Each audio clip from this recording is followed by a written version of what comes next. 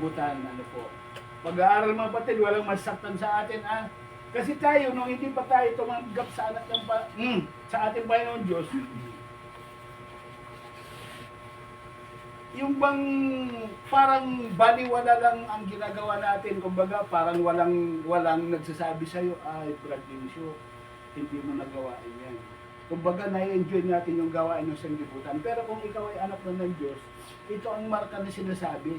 Kumbaga mayroon ng kumukonsensya sa iyo na, ay Brad Vinsyo, Brad Toto, hindi mo nagawain yan. Bakit? Kasi sabi na ng Bible, ang katawan natin ito ay tirahan na po ito ng Espiritu Santo. Nakatahan na po sa atin. Ibig sabihin, saan man tayo mapunta, kasama natin siya. Hindi pwede yun na, ay, ano ba, yung banal na Espiritu, maiwan ka muna dito kasi mag-happy-happy muna ako. Hindi pwede yun. Di ba? Hindi pwede yun. Kasi kasama na natin yan, mga kapatid. Kaya nga sabi niya dito, the sons of God are led by the Spirit. Ano po? Espiritu ng Panginoon Diyos.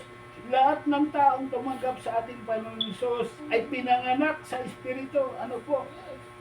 Ay sumusunod sa kanyang leadership o guidance, mga kapatid. Ano po? Ang taong tumanggap sa ating Panginoon Hesus ay nakadepende sa gawain po at kapangyarihan ng banal na Espiritu. Ito po ay gawain po ito ng banal na Espiritu. Wala akong kakayahan. Ano po? Sabi ko nga, hindi ko pinangarap ito. Narinig nyo na dati, wala akong natapos. Ano po? Pero dahil sa Holy Spirit po na nagbibigay po sa akin ng kaalaman sa magitan po ng Biblia na ito, may lakas ako ng loob na tumayo sa inyo. At lahat po ng sabihin ko, bahala siya. Ano po? Hindi ko ipagmamalaki na kung ano, basta bahala ang Espiritu o banal Espiritu mangusap sa puso ninyo. Sa puso ko, wala akong kakayahan na paniwalain kayo kung anong sasabihin ko. Hindi nyo naman ako kakilala eh. Malay nyo kung andito ako mabait, pero pagdating pala doon sa amin, susuray-suray din ako. Kapatid, di ba? Kaya mga kapatid, sabi ko nga, wala akong kapangyarihan, ano po. Pero sa biyaya ng Panginoon Diyos, ang banal na Espiritu ang makakagawa ng mga bagay na dakila para po sa harapan ng Panginoon Diyos. At ito yun ngayon, ano po. Akalain mo, yung dating adik sa sugal, dati napakayabang na tao, tatayo sa harapan ninyo. Hindi ko na ito pinangarap, mga kapatid. Ako po isang mayabang na tao, salamat lang at ako po ay kanyang binago. Ano po. So mga kapatid, ano po, sabi niya dito, lahat ng taong tumanggap sa ating Panginoon Hesus ay may marka. Ano yun? Ang banal na Espiritu, ano po. So, dito, makikita po natin, mga aspeto o marka ng taong tunay na tumanggap sa ating Panginoon Diyos bilang panutapagligtasan po. Sabi ko kanina, tinanong ko kung lahat tayo tumanggap sa Panginoon Diyos, sabi niyo, oo.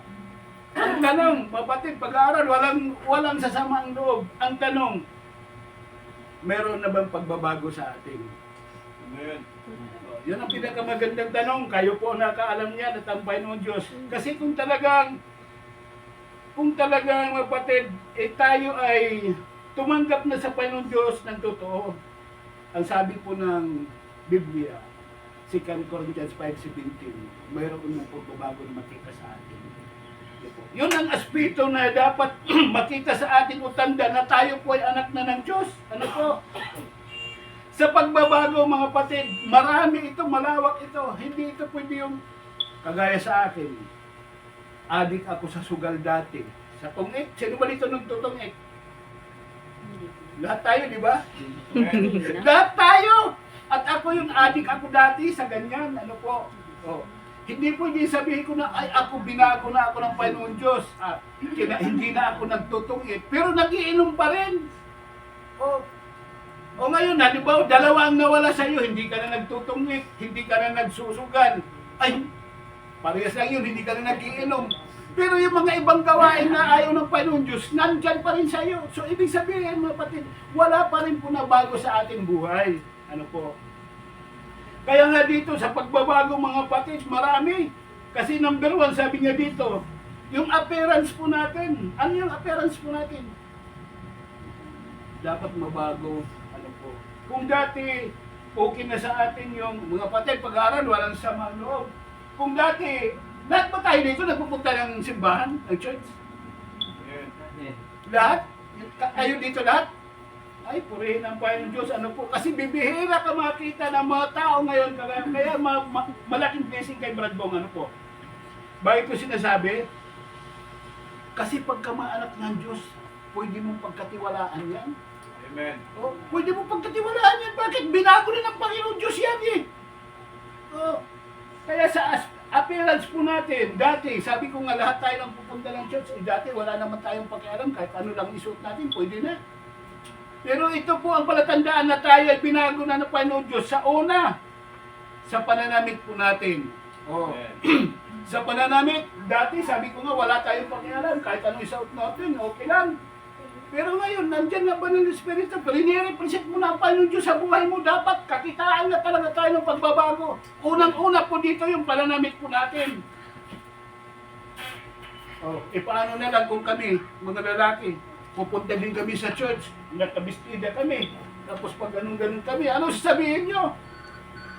O di ba? Dapat makita po sa atin yan. Pananamit, ano po.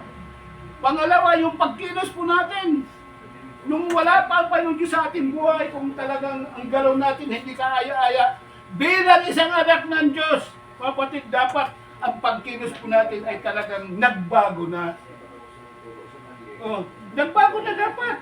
Ano po? Pangatlo, yung pananalita po natin.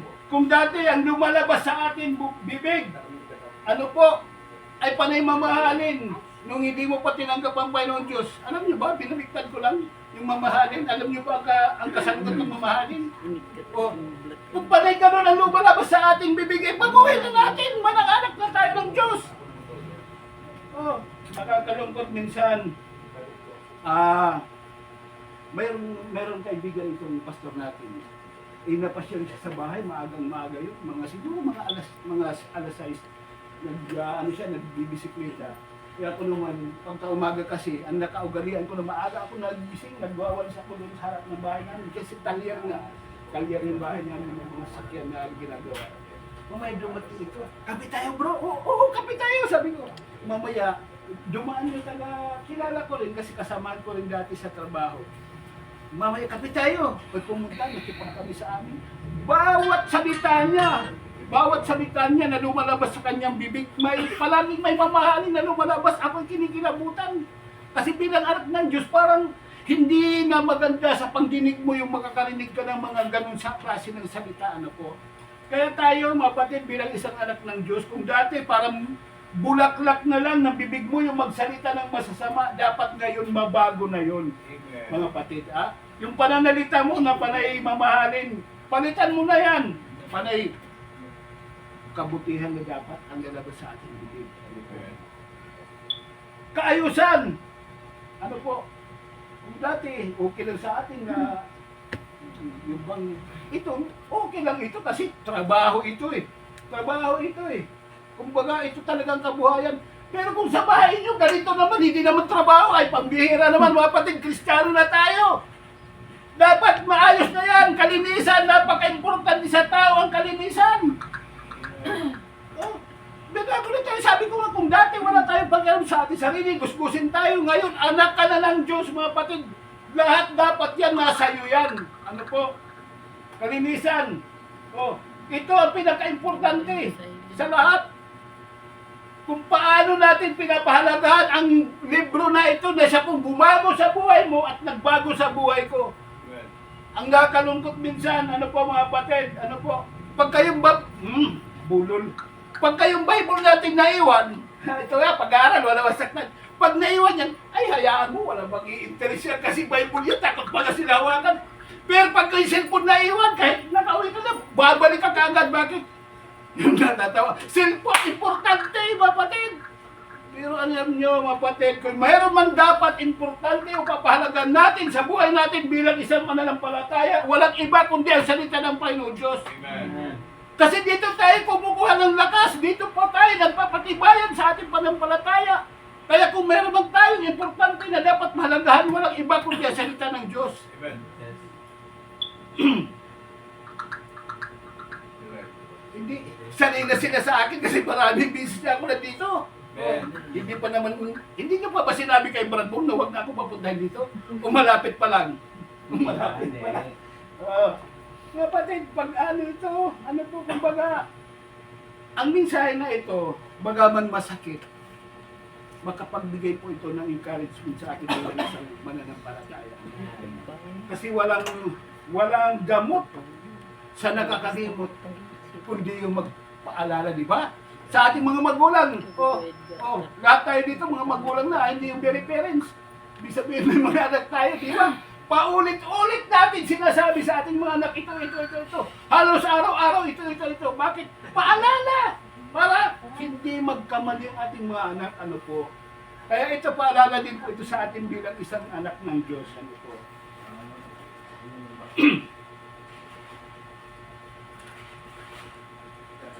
Okay, ano po. So, mga kapatid, yung pangalawa, kasi under sa letter A lahat yung pinagsasabi ko. Sa letter B, attitude. Ano pa ang pag-uugali natin nung tayo ay hindi pa anak ng Diyos? Kasama ito sa pagbabago. Kapatid. Dapat, di ba, nakasanay natin, ma-attitude kasi, kaya ganito. Di ba yung kanta na lagi natin naririnig? Kumbaga mayroon tayong ugali na sa atin, akala natin, ay, ayos naman yung ugali ko. Bakit? Sarili mo yan. Alam sabihin mo nga, masama kasi ako eh. Yun ang ugali natin. Kaya nga, mga kapatid, pag-aaral, kung meron na tayong babaguhin na pangalawa, ito yung ugali natin. Ano po? Kung dati, sabi ko nga, wala kang pakialam sa sasabihin ng iba, bilang isang anak ng Diyos, may pakialam na tayo. Bakit? May mga tumitingin na sa atin eh. May mga tumitingin na sa atin, ay, kasday gayang Ajay Baptist.